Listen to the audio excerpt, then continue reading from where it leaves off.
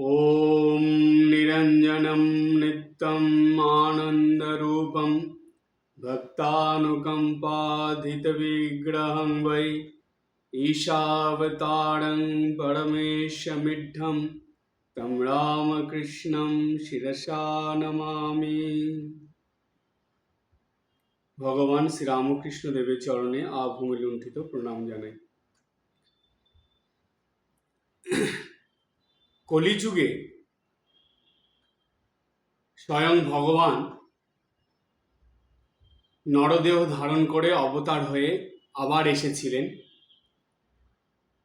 নাম নিয়েছিলেন রামকৃষ্ণ।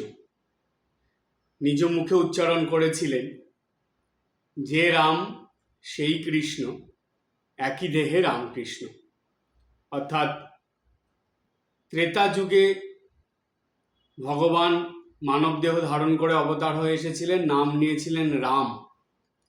দ্বাপর যুগে সেই ভগবানই মানব দেহ ধারণ করে অবতার হয়ে এসেছিলেন, লীলা করেছিলেন, নাম নিয়েছিলেন কৃষ্ণ। সেই একই ভগবান এই কলিযুগে আসলেন, এসে নাম নিলেন রামকৃষ্ণ। তার মানে তিনি নামের সঙ্গে বুঝিয়ে দিলেন যে ত্রেতা যুগ এবং দ্বাপর যুগে যা বৈশিষ্ট্য ছিল, সেই যুগের প্রয়োজন হিসাবে ভগবান যে সকল বৈশিষ্ট্য নিয়ে জন্মগ্রহণ করে বা যেই গুণ বা যেই রকম লীলার তিনি প্রচার করেছিলেন, সেই দুটো তো থাকবেই। সেই দুটো ত্রেতা এবং দাপর দুটো যুগেরই সেই বৈশিষ্ট্য, সেই গুরুত্ব, সেই লীলার যে রস, সেই আনন্দ সব কিছু নিয়ে তিনি এই কলিযুগে আবার আসলেন। এসে এই যুগের প্রয়োজনে তিনি লীলা করবেন, কিন্তু ত্রেতা এবং দাপর এই দুই যুগেরটাই এই যুগে তিনি রাখবেন। কারণ ভগবানের এগুলো সূত্র ধরা থাকে, অর্থাৎ তিনি শিক্ষা দেন মানুষকে যে অবতার যখন আসেন, স্বয়ং ভগবান অবতার হয়ে, তারা কেউ আলাদা নয়, একই সত্তা, শুধু তাদের নাম আর রূপটা আলাদা হয়। রাম নাম নিলেন, রামের রূপ একরকম ছিল। কৃষ্ণ নাম নিলেন, কৃষ্ণের রূপ আর এক রকম ছিল। রামকৃষ্ণ নাম নিলেন, তার রূপ আর এক রকম হলো। শুধু নাম আর রূপের পার্থক্য, কিন্তু তাদের যে লীলা এবং তাদের যে কর্ম, সেগুলো কিন্তু একই রকম থাকে। শুধু যুগ প্রয়োজনে সেগুলো একটু পরিবর্তন করে দেন। এবার ভগবান কলিযুগের এই যুগ প্রয়োজনে অনেক রকম শিক্ষা দিয়েছেন। রাম অবতারে যেই শিক্ষাগুলো ছিল সেগুলোও আমরা পেয়েছি, কৃষ্ণ অবতারে যে শিক্ষাগুলো ছিল সেগুলোও আমরা পেয়েছি এই কলিযুগে। কিন্তু সেই সকল শিক্ষা ছাড়াও আরও অনেক রকমের শিক্ষা দিয়েছেন। তার মধ্যে একটা খুবই গুরুত্বপূর্ণ শিক্ষা হলো এই রঙ্গরসিকতা বা হাসি মজার শিক্ষা।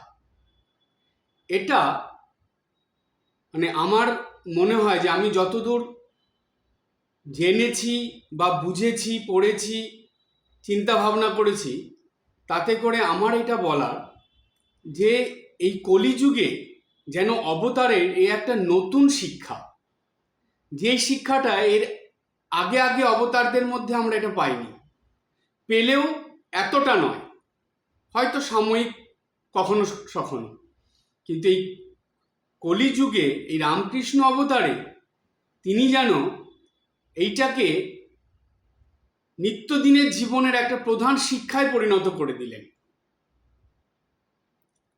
যে দৈনন্দিন জীবনে রঙ্গরসিকতা, হাসি মজা খুবই প্রয়োজন, ভীষণ দরকার। তাই আজকে যে বিষয়টা নিয়ে আলোচনা করব, সেই বিষয়টা হলো স্বয়ং ভগবান দিলেন রসে বসে থাকার শিক্ষা। প্রশ্ন আসে মনে যে ভগবান এই রকম শিক্ষা কেন দিলেন? হাসি মজা, রসে বসে থাকা, আনন্দ কৌতুক করা, এগুলো কেন? কারণ কলিযুগের মানুষের মধ্যে, বেশিরভাগ মানুষের মধ্যেই একটা ধারণা, যেই ধারণাটাকে বলা হয় ভুল ধারণা বা নিম্ন স্তরের ধারণা। সেটা কি? সেটা হলো তারা ভাবে যে আধ্যাত্মিকতা মানেই যে একটা কাঠখোট্টা ভাব। আধ্যাত্মিকতা মানে ভীষণ সিরিয়াস হয়ে থাকবে, যে আধ্যাত্মিক জীবন যাপন করবে তাকে হাসি মজা করতে সে পারবে না, সে সবসময় সিরিয়াসভাবে থাকবে, মুখ এমনভাবে মুখের ভাব করে থাকবে যে তাকে দেখে সবাই সেই বুঝবে যে বাবা এই একজন খুব বড় আধ্যাত্মিক পুরুষ, সে কেমন আছে দেখো, তার সামনে হাসি মজা করা যাবে না, তার সামনে জোরে কথা বলা যাবে না, তার সামনে কোনো রঙ্গ কৌতুক করা যাবে না। এই রকম ধারণা কলিযুগে বেশিরভাগ মানুষের মধ্যেই ছিল।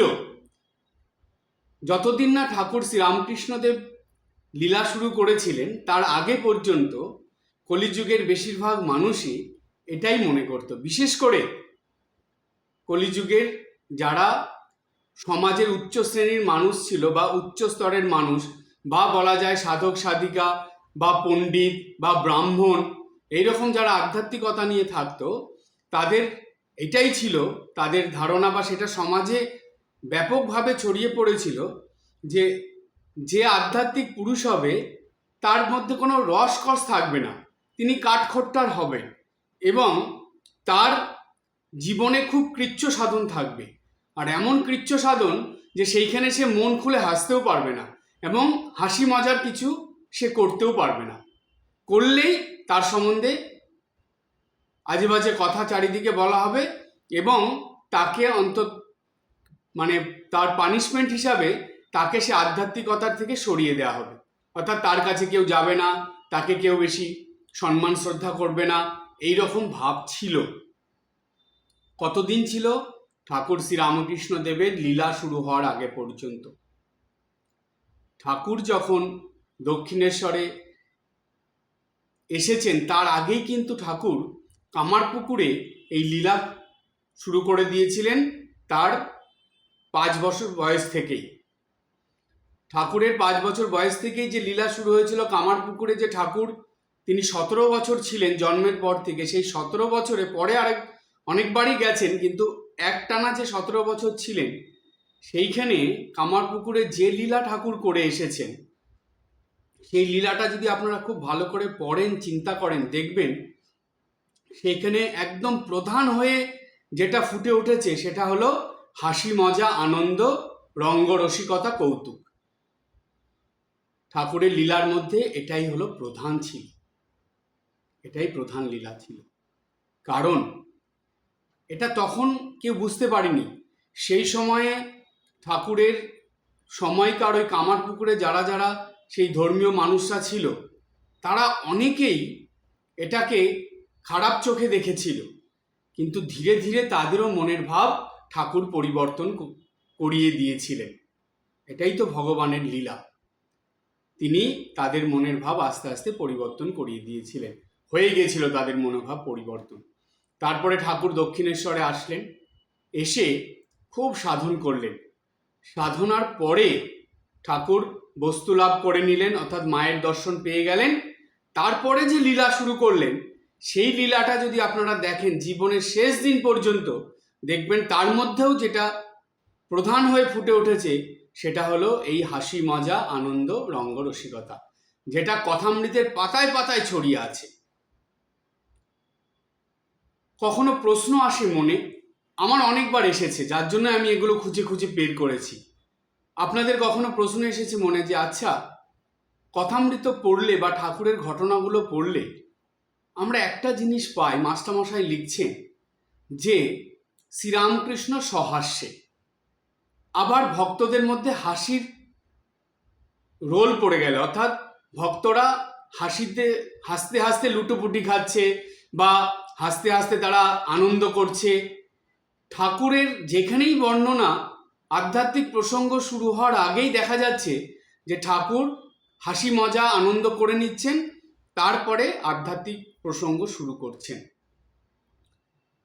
সমাজে যত বড় বড় মানুষের সঙ্গে ঠাকুর দেখা করতে গিয়েছেন বা তারা যখন ঠাকুরের সঙ্গে দেখা করতে এসেছে, সেই সময়ও দেখা গেছে স্বয়ং বিদ্যাসাগরের কাছে ঠাকুর গেলেন, সেখানে গিয়েও তিনি প্রথমে হাসি মজা শুরু করে দিলেন। হাসি মজা দিয়েই যেন তার কথা শুরু হলো। বিদ্যাসাগর সেটা বুঝলেন, বিদ্যাসাগর একটু হাসি মজা করলেন। এতেই এত ভালো লেগে গেল বিদ্যাসাগরের ঠাকুরকে যে ঠাকুর যখন হাসি মজার পরে আধ্যাত্মিক প্রসঙ্গর কথা বললেন, বিদ্যাসাগর হা করে শুনছিলেন। তিনি যেন একটা নতুন মানুষ দেখছেন।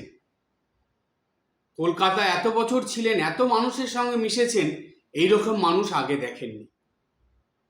মাস্টারমশাই তিনি ঠাকুরকে দেখার পরে যখন তার কথা বলছিলেন, ঠাকুরের কথা তিনি ভাবছিলেন বাড়িতে গিয়ে, মাস্টারমশাইয়ের মনে হয়েছে যে এই রকম আনন্দময় পুরুষ আমি আগে কখনো দেখিনি। ভাবতে পারেন, যে ঠাকুরের কাছে গেছে তারই এটা মনে হয়েছে। কিন্তু দেখুন, ঠাকুর এই হাসি মজা করতে গিয়ে বা হাসি মজা করার ছলে কখনো কিন্তু একটা একটু খারাপ ধরনের কথা আছে, যেটা বেশিরভাগ মানুষই প্রায় উচ্চারণ করে, বিশেষ করে বয়স্ক মানুষরা এরকম ছেলে মেয়েদের মানে ইয়ং জেনারেশনকে হাসি মজা করতে দেখলে বলে, বা এখন এই কথাটা খুবই প্রচলিত হয়ে গেছে, একটু খারাপ লাগে শুনতে কথাটা, সেটা হলো ছ্যাবলামো। একটুখানি হাসাহাসি করলে বলে দেখো ছ্যাবলামো করছে। ঠাকুরের শিক্ষায় দেখুন, হাসি মজা হাস্য কৌতুকের অঙ্গরসিকতার মধ্যে কিন্তু কখনো কোথাও আপনারা এই ছ্যাবলামোটা পাবেন না। ঠাকুর কিন্তু এইরকম কোনো ঘটনা বা কোনো বর্ণনা লীলা ঠাকুরের জীবনে নেই। একদম ঠিক যেখানে যেমন দরকার ঠিক সেই রকমভাবেই ঠাকুর হাসি মজা করেছিলেন।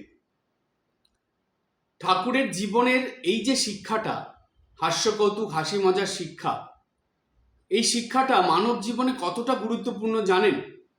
এবার সেই প্রসঙ্গের মধ্যে আসি। আমরা এই যে হাসি মজা আনন্দ, এটা প্রত্যেকটা মানুষের জীবনে, দৈনন্দিন জীবনে, সারা জীবন ধরে কেন এত গুরুত্বপূর্ণ, আর কেন স্বয়ং ভগবান এসে এই শিক্ষাটা দিলেন, আমরা এটা জানার জন্য একটু মনোবিদ্যার মধ্যে যাব। মনোবিদ্যায় কি বলছে আমরা একটু জানব। মনোবিদ্যায় বলছে যে হাসি খুশি থাকা, হাসি মজা করা, রঙ্গরসিকতা করা, এটা করলে একটা মানুষের জীবনে 5 রকমের উপকার পাওয়া মেলে, বা একটা মানুষ 5 রকমের উপকার পায়। একদম নতুন জিনিস কিন্তু আপনাদের বলছি, খুব মন দিয়ে শুনবেন। এই 5 রকমের উপকার কি? প্রথম হলো শারীরিক উপকার। হাসি খুশি থাকলে, হাসি মজা করলে শারীরিক 3 রকম উপকার মেলে। 5 রকম উপকারের মধ্যে প্রথম হলো শারীরিক উপকার। শারীরিক উপকার 3 ভাবে হয়। প্রথম, শরীরের ব্লাড প্রেশার অর্থাৎ রক্তচাপ নিয়ন্ত্রণ হয়, বা রক্তচাপ নিয়ন্ত্রণ করতে এই হাসি মজা বা হাসি খুশি সাহায্য করে। প্রথম। দ্বিতীয়, শরীরে রোগ প্রতিরোধক ক্ষমতা বাড়ে। হাসি খুশি থাকলে শরীরে রোগ প্রতিরোধক ক্ষমতা বাড়ে। তৃতীয়, কর্মের দক্ষতা বৃদ্ধি হয়, অর্থাৎ কাজকর্মের মধ্যে দক্ষতা, অর্থাৎ কর্ম করার যে এনার্জি, যে কৌশল, সেগুলো উন্নত হয়। হাসি খুশি থাকার কেমন উপকারিতা দেখুন। একটা হলো শারীরিক উপকারিতা, আমরা জানলাম 3 ভাবে হয়।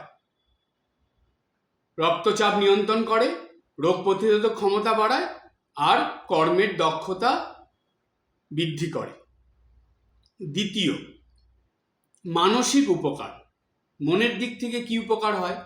মনেরকেও 3 রকম উপকার পাওয়া যায়, 3 রকম ভাবে মনের উপকার হয়। হাসি খুশি থাকলে মানসিক চাপ কমে। দৈনন্দিন জীবনে অধিকাংশ মানুষই মানসিক চাপ নিয়েই জীবনযাপন করে। ভালো করে খেতে পারে না, ভালো করে ঘুমাতে পারে না, পেটের নানা রকম গ্যাস অম্বল থেকে আরম্ভ করে বিভিন্ন সমস্যায় ভোগে, অনিদ্রায় ভোগে, এগুলো চলতেই থাকে। মানসিক চাপের জন্য এগুলো হয়। তাই বলছে যে হাসি খুশি বা হাসি মজার মধ্যে থাকলে মানসিক চাপ কমে যায় অনেক। দ্বিতীয়, মন মেজাজ ভালো থাকে। বেশিরভাগ মানুষেরই দেখবেন ভালোভাবে কথাই যেন তারা বলতে ভুলে গেছে।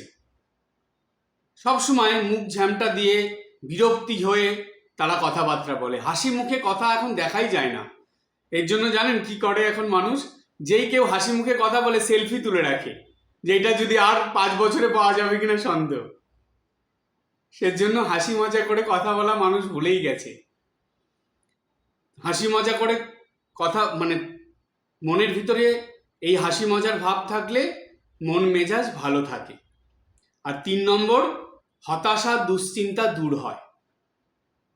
বেশিরভাগ মানুষই হতাশা এবং দুশ্চিন্তার মধ্যেই ভোগে। এগুলো দূর হয় মানে অনেক কম হয়, অনেক কমে যায় হাসি খুশি আনন্দে থাকলে, হাসি মজার মধ্যে থাকলে। এটা হলো মানসিক উপকারিতা, বুঝলাম। দুটো হলো, একটা শারীরিক উপকারিতা, একটা মানসিক উপকারিতা।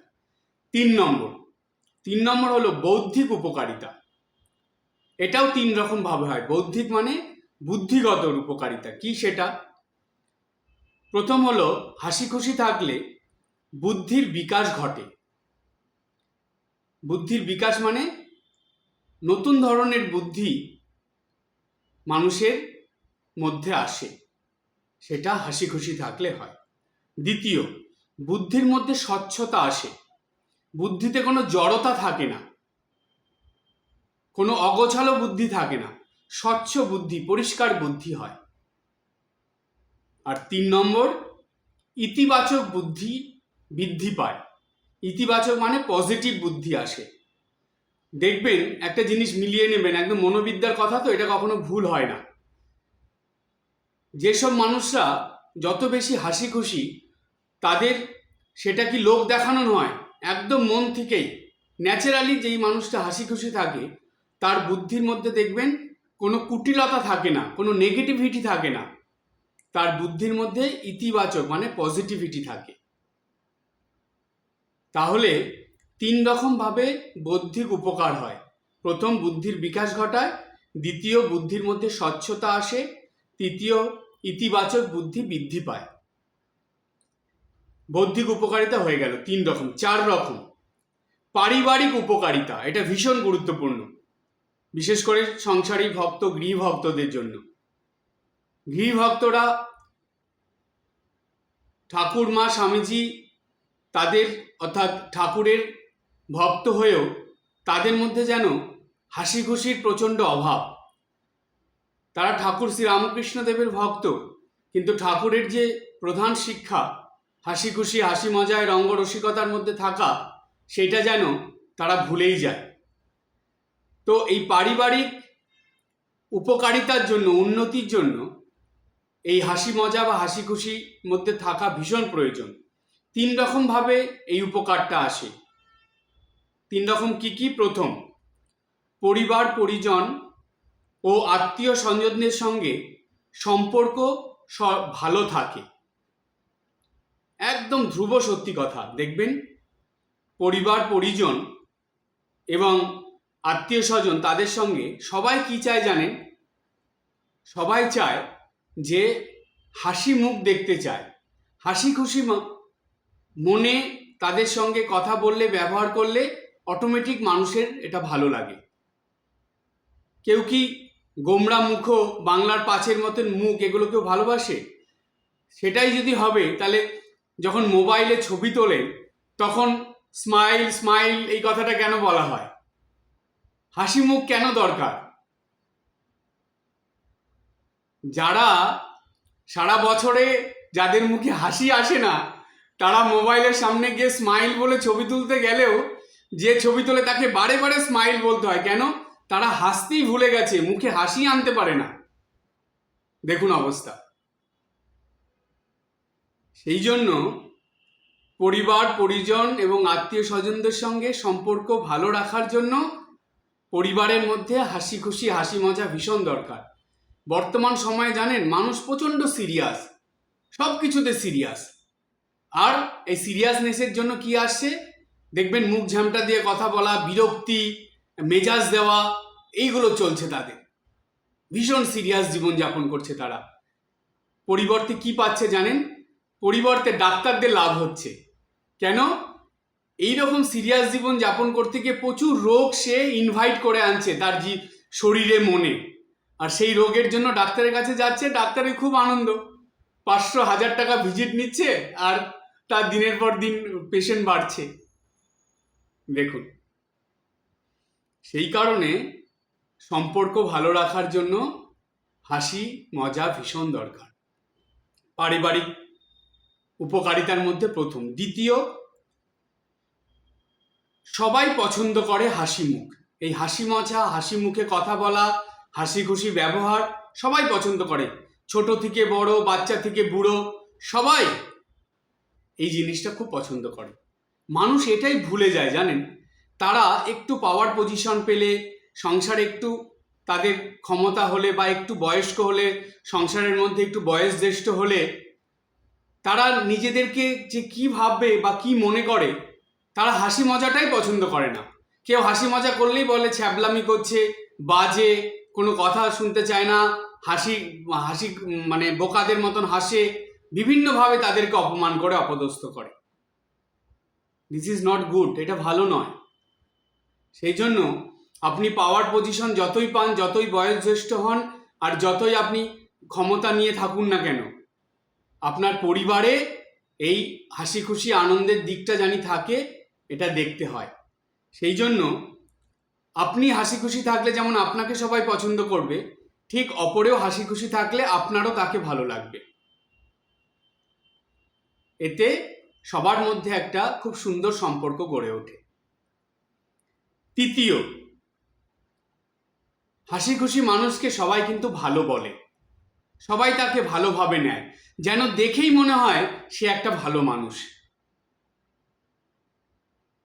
এই জিনিসটা থাকতে হবে।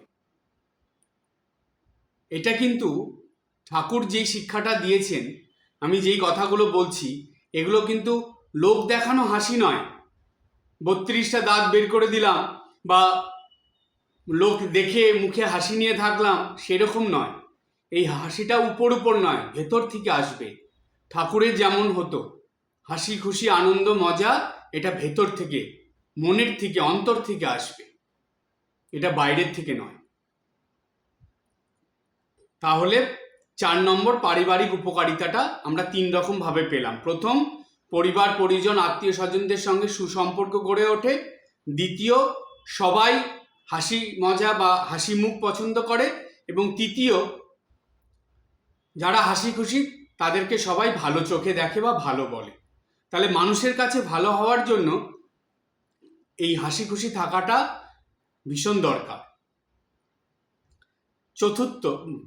চতুর্থ হয়ে গেল পারিবারিক উপকারিতা। পঞ্চম, এটাও ভীষণ গুরুত্বপূর্ণ, এটা হলো সামাজিক উপকারিতা বা কর্মক্ষেত্রে উপকারিতা।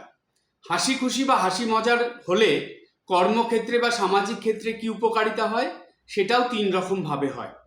প্রথম, সমাজের মধ্যে বা সমাজের অপর মানুষদের সঙ্গে কোনো উৎসব অনুষ্ঠানে বা সামাজিক কোনো ধর্মীয় উৎসবে কিংবা কর্মক্ষেত্রে যারা যেসব মানুষদের সঙ্গে আমাদের পরিচয় ঘটে, যে যাদেরকে নিয়ে আমাদের কর্ম করতে হয়, কাজ করতে হয়, যাদের সঙ্গে থাকতে হয়, তাদের সবার মধ্যে একটা খুব ভালো সম্পর্ক তৈরি হয়ে যায়। অর্থাৎ কর্মক্ষেত্রে কর্মের বাধা অনেক কমে যায়। কেন? দেখবেন মানুষ এটা বোঝে না, যে মানুষ যত তার পাওয়ার ক্ষমতা দেখায়, যত অহংকার অভিমান গর্ব দেখায়, তার শত্রু সংখ্যা তত বেড়ে যায়। আর যে মানুষ সহজ সরল হাসি খুশি সবার সঙ্গে কথা বলে মেশে, তার শত্রু সংখ্যা অনেক কম থাকে। থাকে না তাই নয়, থাকে, কিন্তু অনেক কম। বরঞ্চ তার মিত্রের সংখ্যা, বন্ধু সংখ্যা বেশি থাকে। তাই কর্মক্ষেত্রে বা সামাজিক ক্ষেত্রে এই হাসি খুশি থাকলে কি হয়, সবার সঙ্গে মিত্রতা বন্ধুত্ব তৈরি হয় প্রথম। দ্বিতীয় হলো কাজের মধ্যে উন্নতি হয় এবং সাহায্য মেলে। একটা গোমড়ামুখ মানুষকে, একটা অহংকারী মানুষকে কেউ ঝট করে সাহায্য করতে যায় না, আর সে সাহায্য চাইলেও অপরে মুখ ঘুরিয়ে চলে যায়। কিন্তু একটা হাসি খুশি মানুষ সবার সঙ্গে মিলেমিশে চলে, সেই মানুষের একটু অসুবিধা হলে কার্যক্ষেত্রে সে না চাইলেও 2-5 জন এগিয়ে চলে আসে তাকে সাহায্য করতে। এগুলো ভীষণ প্র্যাকটিক্যাল কথা বলছি, মিলিয়ে নেবেন আপনারা। এই কথাগুলো কতটা গুরুত্বপূর্ণ দেখুন, মানুষ এই ছোট ছোট জিনিসগুলো ভাবে না। তাই কাজের ক্ষেত্রে কি হয়, যখনই আমি সাহায্য পেয়ে যাচ্ছি বা আমার কর্মের মধ্যে কোনো অসুবিধা হলে যখন সবাই আমার পাশে থাকছে, অটোমেটিক আমার কর্মের মধ্যে উন্নতি চলে আসবে, আমি সবাইকে নিয়ে ভালোভাবে কাজ করতে পারবো। দ্বিতীয় উপকার হয়। তৃতীয় হলো কাজের ক্ষেত্রে ভুল বোঝাবুঝি অনেক কমে যায়। হাসি খুশি, হাসি মজা, আনন্দের সঙ্গে কাজ করলে কাজের ক্ষেত্রে ভুল বোঝাবুঝি অনেক কমে যায়। ধরুন যাদের মধ্যে অহংকার থাকে, পাওয়ার পজিশন থাকে, আমি একটা কিছু, আমি নেতা, আমি লিডার, আমার উপরে দায়িত্ব আছে, সে তখন এত সিরিয়াস হয়ে যায়, সে একটা সহজ কথাকেও কঠিন করে বলে। ভালোভাবে বললে হতো সেটাকে মেজাজ দিয়ে খারাপ ব্যবহার করে ধমকে সেই কথাটা বলে, যার ফলে কি হয়, ভুল বোঝাবুঝি শুরু হয়ে যায়, মনোমালিন্য শুরু হয়ে যায়, এতে কর্মের ক্ষতি হয়। তাই হাসি খুশি আনন্দে থাকলে কি হলো, একটা ভুল কাজ হয়েছে কারো দ্বারা, কিন্তু আপনি তাকে বলছেন, তার ভুলটা তাকে ধরিয়ে দিচ্ছেন, আপনি বলছেন, কিন্তু সেটা হাসি মুখে বললে সেই কথাটা সে বুঝলো, কিন্তু তার মনে সেটা কোনো আঘাত করবে না, মনে কোনো খারাপ প্রতিক্রিয়া হবে না, সে সেই কথাটাকে ভালোভাবে নেবে। তাহলে ভুল বোঝাবুঝিটা কমে যাবে, হিংসা বিদ্বেষটা কমে যাবে, সুতরাং কর্মটা তখন ভালোভাবে হবে। তাই দেখুন, সামাজিক বা কর্মক্ষেত্রে এই হাসি খুশি থাকার উপকারিতা কি পেলাম, আবার বলি। এক হলো কর্মক্ষেত্রে বা সমাজে অপরের সঙ্গে একটা ভালো সম্পর্ক তৈরি হয়, বন্ধুত্বের সম্পর্ক তৈরি হয় প্রথম। দ্বিতীয়, কাজের ক্ষেত্রে বা কর্মক্ষেত্রে বা সমাজের অপরের মানুষের কাছ থেকে সাহায্য মেলে এবং কর্মে উন্নতি হয়, তাদের সাহায্যে কর্মে উন্নতি হয়। আর তৃতীয় হলো হিংসা বিদ্বেষ, ভুল বোঝাবুঝি কমে যায়, সেগুলো থাকে না। তাহলে টোটাল হাসি খুশি থাকলে 5 রকম উপকারের কথা আমরা জানলাম, এবং এই 5 রকম উপকারের মধ্যে আবার 3 রকম ভাবে এই উপকারগুলো হয়, সেটা আমরা জেনে নিলাম। আবার বলে দিই 5 রকম উপকারের কথা। প্রথম শারীরিক উপকার, দ্বিতীয় মানসিক উপকার, তৃতীয় বৌদ্ধিক উপকার, চতুর্থ পারিবারিক উপকার, এবং পঞ্চম হলো কর্মক্ষেত্রে বা সমাজ ক্ষেত্রে উপকার। তাহলে দেখুন, একটু হাসি খুশি, রঙ্গরসিকতা, কৌতুক, মজার মধ্যে থাকলে কত রকম উপকার মানুষের জীবনে মেলে। সাধে কি কলিযুগে ভগবান এসে এই হাসি মজা শিক্ষাটা দিলেন? ভগবান কি কিছু না জেনেই এই শিক্ষা দিয়েছিলেন? সেটা হতে পারে কখনো? কখনোই নয়। তিনি সব জানেন। সেই জন্য তিনি এটাও জানতেন যে অন্যান্য যুগের তুলনায় এই কলিযুগে মানুষদের জন্য এই হাসি মজার শিক্ষাটা ভীষণ প্রয়োজন, ভীষণ দরকার।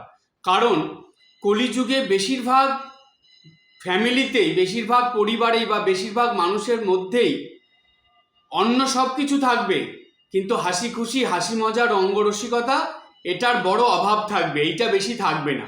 এইটা মানুষের জীবনে, সংসার জীবনে, পরিবার জীবনে এইটা অনেক কম থাকবে। সত্যি তাই।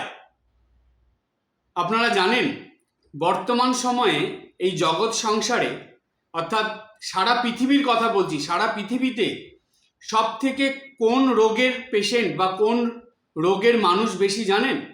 সব থেকে বেশি হলো মানসিক রোগের পেশেন্ট বর্তমান সময়ে সারা পৃথিবীতে সব থেকে বেশি। কেন এত মানসিক রোগ হচ্ছে বলুন তো? কেন মানুষ এত অসুস্থ হয়ে পড়ছে? কেন মানুষ এত ডিসব্যালেন্স হয়ে যাচ্ছে, কেন মানুষের জীবনে এত ছন্দপতন ঘটছে, কেন মানুষের জীবনে এত হিংসা বিদ্বেষ, এত ভুল বোঝাবুঝি, এত মনোমালিন্য, এত অশান্তি কেন হচ্ছে, কেন পরিবার সংসার ভেঙে টুকরো টুকরো হয়ে যাচ্ছে, কেন এত ডিভোর্স হচ্ছে, কারণ কি? কারণ হলো মানুষ বড্ড বেশি স্বার্থকেন্দ্রিক এবং বড্ড বেশি সিরিয়াস হয়ে গেছে। তারা হাসি খুশি আনন্দ মজা এটা প্রায় ভুলেই গেছে। সেই জন্য জানবেন, এই যেদিন থেকে মানুষ এগুলো ভুলতে শুরু করেছে, তাদের জীবন থেকে হাসি খুশির দিকটা, হাসি মজা কৌতুক রঙ্গরসিকতার দিকটাকে সরিয়ে দিয়েছে, সেদিন থেকেই মানুষের জীবনে এইগুলো অত্যাধিক পরিমাণে শুরু হয়েছে। তাই জানবেন, আপনাদেরকে একটা কথা বলি, মনোবিদ্যায় বলছে, খুব গুরুত্বপূর্ণ কথা, এটা সবসময় মনে রাখবেন, হাসি মজা রঙ্গ কৌতুক মানুষের বেঁচে থাকার রসদ যোগায় এবং জীবনে মানুষকে সুন্দর হতে সাহায্য করে, অর্থাৎ মানুষের জীবনকে সুন্দর করে তোলে। হাসি কেবল সাময়িক আনন্দের মাধ্যম নয়, বরং আমাদের মানসিক ভারসাম্য এবং সামাজিক সুস্থতার জন্য এই হাসি মজা খুবই প্রয়োজনীয় একটি উপাদান। তারপরে বলছে যে জীবন থেকে হাসি ও মজা হারিয়ে গেলে মানুষ যন্ত্র হয়ে পড়ে, অর্থাৎ মানুষের জীবনে হাসি মজা যদি, হাসি খুশি আনন্দ না থাকে, তাহলে সেই মানুষটা মেশিন হয়ে যায়, সে আর মানুষ থাকলো না। তাই সুস্থ ও সুন্দরভাবে বেঁচে থাকার জন্য প্রতিদিন কিছুটা সময় হাসি খুশি থাকা, রঙ্গ রসিকতা কৌতুক করা অত্যন্ত জরুরি। দেখুন, মনোবিদ্যায় কত সুন্দর করে আমাদেরকে এই শিক্ষা দিচ্ছে। এটা যুগাবতার শ্রীরামকৃষ্ণদেব তিনি জানতেন, জেনেই তো তিনি এই হাসি মজার শিক্ষাটা দিয়েছিলেন। এবার আমরা ঠাকুরের সেই হাসি মজার শিক্ষার মধ্যে যাব। ঠাকুরের জীবনের হাসি মজার ঘটনাগুলো বলবো এবং সেই সঙ্গে এই ঘটনাগুলোর দ্বারা ঠাকুর কি শিক্ষা দিচ্ছেন সেটাও আমরা জেনে নেব। ঠাকুরকে, অর্থাৎ ঠাকুর শ্রী রামকৃষ্ণদেবকে একবার এক হরিসভায় নিয়ে যাওয়া হয়েছিল। ঠাকুর যেতেন যেখানে ভগবানের নাম গুণকীর্তন হতো, ঠাকুর সেখানেই ছুটে ছুটে চলে যেতেন। তো এক হরিসভায় ঠাকুর গিয়েছেন, সেখানে সামধ্যায়ী নামে এক পণ্ডিত, তিনি আচার্য হয়েছিলেন। অর্থাৎ হরিসভায়, যখন হরিসভা শুরু হয় তখনকার সময় এটা নিয়ম ছিল যে একজন সেই হরিসভায় আচার্য হবে, কোনো একজন পণ্ডিতকে করা হয় আচার্য। তো তার কথাতে সেই হরিসভার অনুষ্ঠানগুলো অনুষ্ঠিত হবে এবং তিনি সেদিন ভগবত প্রসঙ্গ আলোচনা করবেন। তাই ঠাকুর যেদিন হরিসভায় গিয়েছিলেন, সেদিন সামধ্যায়ী নামে এক পণ্ডিত তিনি আচার্য হয়েছিলেন, মানে তাকে আচার্য করা হয়েছিল। তিনি কথা বলার সময় বা এই ভগবত প্রসঙ্গ করার সময় তিনি বলেছিলেন যে ঈশ্বর হলো নীরস, অর্থাৎ ঈশ্বরকে তিনি নীরস বলেছিলেন। তো তার কথা শুনে ঠাকুর অবাক হয়ে গিয়েছিলেন। ঠাকুর তো সেখানে শুনতে গেছেন কিভাবে হরিসভা, সেখানে কি ভগবানের নাম গুণকীর্তন কি ভাগবত প্রসঙ্গ চলছে, ঠাকুর গিয়ে চুপ করে এক জায়গায় দাঁড়িয়ে বা বসে শুনতেন। সেখানে যখন তিনি শুনলেন এই কথাটা যে ঈশ্বর নীরস, সেই কথা শুনে ঠাকুর অবাক হয়ে গেলেন, আশ্চর্য হয়ে তার দিকে তাকিয়েছিলেন। পরে ঠাকুর বলেছিলেন যে দেখো কেমন কথা, যিনি রসস্বরূপ তাকে কিনা বলছে নীরস। ঠাকুরের কথা দেখুন, ঠাকুর বলছেন দেখো দেখি কেমন কথা, যিনি রসস্বরূপ, যাকে বলা হচ্ছে সচ্চিৎ আনন্দ, যিনি আনন্দের স্বরূপ, যিনি রসস্বরূপ, তাকেই কিনা বলছে নীরস।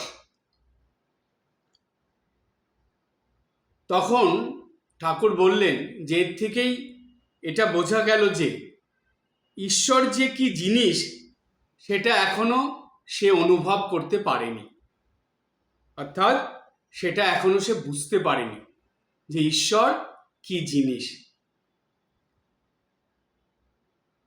এই যে ঘটনাটা, যেই কথাটা ঠাকুর বললেন, এর থেকে কি শিক্ষা আমাদের মেলে?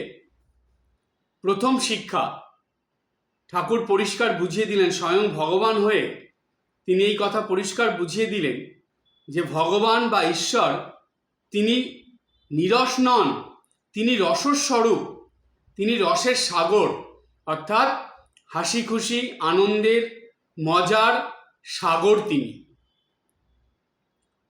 ঠাকুর শ্রী রামকৃষ্ণদেবের জীবনী পড়লে, কথামৃত পড়লে সেটা আমরা একদম নির্দ্বিধায় নিঃসন্দেহে এই কথার সত্যতা পাই যে ভগবান যে রসস্বরূপ সেটা ঠাকুর নিজেই স্বয়ং ভগবান হয়ে সেটা বুঝিয়ে দিয়েছিলেন। তাই পণ্ডিতের ওই কথাটায় ঠাকুর খুব আশ্চর্য হয়ে গিয়েছিলেন। এবার দ্বিতীয় শিক্ষাটা কি? ঠাকুর বললেন যে ঈশ্বর যে কি জিনিস সেটা এখনো সে অনুভব করে নাই। আমাদের জীবনে ঠাকুরের কথার থেকে শিক্ষা কি? যদি আপনারা ঠিক ঠিক নিত্যদিন ভগবানের কাছে প্রার্থনা করেন, জপ করেন, ভগবানের পূজা করেন, তার স্তব স্তুতি করেন, সন্ধ্যা বন্দনা করেন, ভগবানের আরাধনা করেন, সাধনা করেন, তাহলে জানবেন ঠাকুর বলছেন যে যার কথা ভাবে সে তার সত্তা পায়। সত্তা মানে হলো তার গুণ পাওয়া। সুতরাং ভগবানের একটা গুণ হলো আনন্দ বা হাসি মজা।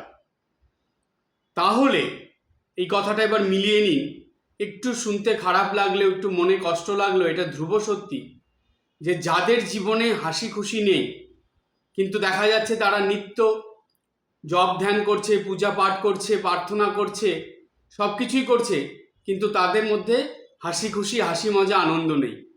তাহলে এর থেকে কি প্রমাণ হয়ে যায়?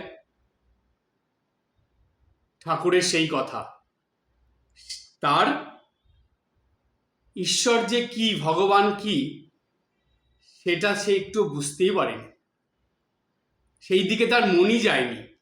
তাহলে সে নিত্যদিন যেগুলো করছে এগুলো দুটো কারণ হতে পারে, এক লোক দেখানো হতে পারে, দ্বিতীয় সে উপর উপর করছে, যা ভিতরে কিচ্ছু যাচ্ছে না তার। তাই জানবেন যদি ঠিক ঠিক ভক্ত হন, বিশেষ করে রামকৃষ্ণ মঠ মিশনের ভক্ত হন, যদি ঠিক ঠিক ঠাকুরকে ডেকে থাকেন, ঈশ্বরকে ভগবানকে ডেকে থাকেন, তার কাছে প্রার্থনা জপ করে থাকেন, তার পূজা করে থাকেন, তার সেবা করে থাকেন, তার জন্য কোনো কাজ করে থাকেন, তাহলে জানবেন তার সত্তা, তার এই হাসি মজার গুণ আপনার জীবনে অবশ্যই আসবে। যদি না আসে জানবেন আপনার এগুলো কিছুই হচ্ছে না, ভস্মে ঘি ঢালা হচ্ছে। তাই নিজের মনকে নিজে প্রশ্ন করবেন যে আপনি জীবন কিভাবে অতিবাহিত করছেন।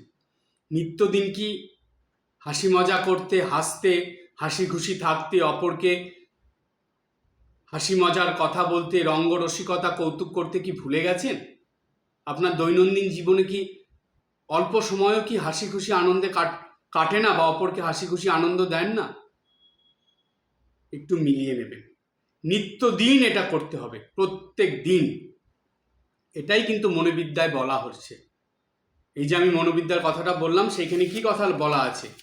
সেইখানে লাস্ট কথাটা এটাই ছিল যে সুস্থ ও সুন্দরভাবে বেঁচে থাকার জন্য প্রতিদিন কিছুটা সময় হাসি খুশি থাকা, রঙ্গ রসিকতা কৌতুক করা অত্যন্ত জরুরি। এই কথাটা সব সময় মনে রাখবেন। আর এটা কিভাবে করতে পারবেন জানেন?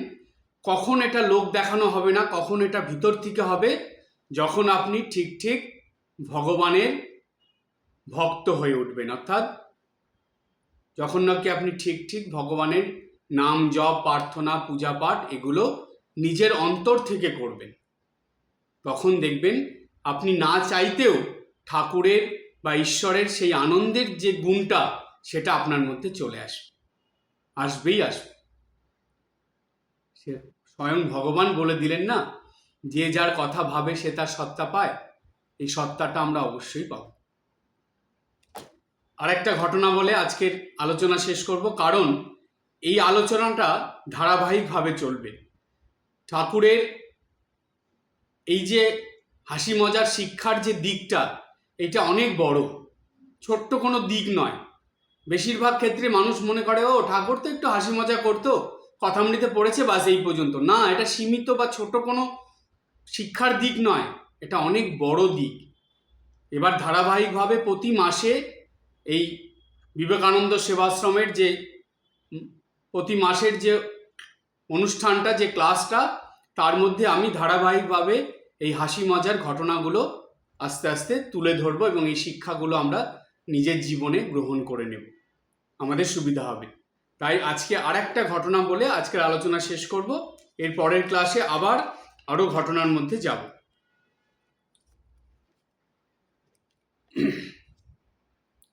কথামৃত বইটা বর্তমান সময়ে ভারতবর্ষে শুধু নয়, সারা পৃথিবীতে একটা খুবই বিখ্যাত বই হয়ে উঠেছে, খুবই বিখ্যাত গ্রন্থ। কথামৃত গ্রন্থ পড়েছিলেন বিখ্যাত দেশপ্রেমিক অশ্বিনী দত্ত। তার নাম আপনারা নিশ্চয়ই অনেকেই শুনেছেন, জানেন। সেই অশ্বিনী বাবু এই কথামৃত কিন্তু সম্পূর্ণ পড়েছিলেন। একজন দেশপ্রেমিক হয়েও তিনি স্বামীজির বইও পড়েছিলেন এবং সেই সঙ্গে কথামৃতটাও পড়েছিলেন।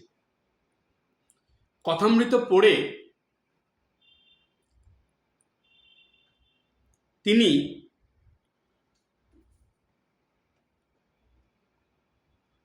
এসেছিলেন ঠাকুরের কাছে, অর্থাৎ ঠাকুরের কথামৃত পড়েছিলেন মানে কথামৃত জেনেছিলেন, ঠাকুরের মুখ থেকে অমৃত কথা শুনেছিলেন। সেই অমৃত কথা তিনি শুনে পরে তো যখন কথামৃত হিসাবে প্রকাশ পেল বই আকারে, সেটা অনেক পরে, কিন্তু তার আগে ঠাকুরের মুখ থেকে এই কথামৃত শুনে সেই অশ্বিনী বাবু ঠাকুরকে বলেছিলেন যে আপনি মজার লোক, আপনার কাছে খুব মজা। তাহলে দেখুন, একজন দেশভক্ত দেশপ্রেমিক মানুষ, তার জীবন তো অন্যরকম। দেশের জন্য তখন তার কত চিন্তা, তখনকার সময়ে যে আমাদের দেশের কি অবস্থা ছিল সেই পরাধীনতার মধ্যে, সেই সময় সেই দেশপ্রেমিক মানুষ তিনি ঠাকুরের কাছে এসে ঠাকুরের কথা শুনে তার এত ভালো লেগেছে, এত মজা তিনি পেয়েছেন, তিনি বলছেন যে আপনি মজার লোক, আপনার কাছে খুব মজা। সুতরাং ঠাকুর শ্রী রামকৃষ্ণ দেবের এই যে হাসি মজা করার যে কৌশল ছিল, সেটা কিন্তু কোনো সাধারণ কৌশল নয়। খুবই দক্ষতার সঙ্গে তিনি এটা পালন করতেন। একটা জিনিস আপনারা জানবেন, সবাই কিন্তু হাস্য কৌতুক বা রঙ্গরসিকতা করতে পারে না। এর জন্য খুব সূক্ষ্ম বুদ্ধির দরকার। যখনই দেখবেন এই হাস্য কৌতুক রঙ্গরসিকতা অপরকে অপমান করছে বা অপরকে অপমান করে এটা করা হচ্ছে, আজে বাজে কথা, খারাপ কথার মধ্যে দিয়ে এইসব হাসি মজা রঙ্গরসিকতা হচ্ছে, জানবেন তখন সেটা ছ্যাবলামো হয়, তখন সেটাকে নোংরামো বলে। কিন্তু অপরের মান সম্মান ঠিক রেখে, ঠিক সময় সুযোগ বুঝে, জায়গা বুঝে কথার মধ্যে দিয়ে অপরকে হাসানো, অপরকে আনন্দ দান করা, অপরকে মজা বিতরণ করা, এটাই হলো সেই ঠিক ঠিক হাসি মজার অঙ্গরসিকতা। এটার জন্য কিন্তু খুব সূক্ষ্ম বুদ্ধির দরকার, এটার জন্য খুব দক্ষতা দরকার, কৌশল দরকার। তাহলে দেখুন ঠাকুর কতটা বুদ্ধিমান পুরুষ ছিলেন, কতটা হাসি মজা রঙ্গরসিকতা তিনি করতে পারতেন, কাউকে ছাড়েননি তিনি। এই প্রসঙ্গে শ্রীমা সারদা দেবীর কথা শুনে আমরা আজকের প্রসঙ্গ শেষ করব। শ্রীমা সারদা দেবী ঠাকুরের এই গুণটা দেখে, যে ঠাকুর যে কারো সঙ্গেই রঙ্গরসিকতা করতে ছাড়েননি, সেইটা দেখে মা কি বলেছিলেন? শ্রীমা সারদা দেবী কথা প্রসঙ্গে বলেছিলেন, তাকে কখনো নিরানন্দ দেখেনি। তাকে মানে হলো ঠাকুরকে। বলছে ঠাকুরকে কখনো নিরানন্দ দেখিনি। 5 বছরের ছেলের সঙ্গেই বা কি, আর বুড়োর সঙ্গেই বা কি, সকলের সঙ্গেই মিশে আনন্দে আছেন, কখনো বাপু নিরানন্দ দেখিনি। মা এই কথাটা একবার না, বেশ কয়েকবার বলেছেন।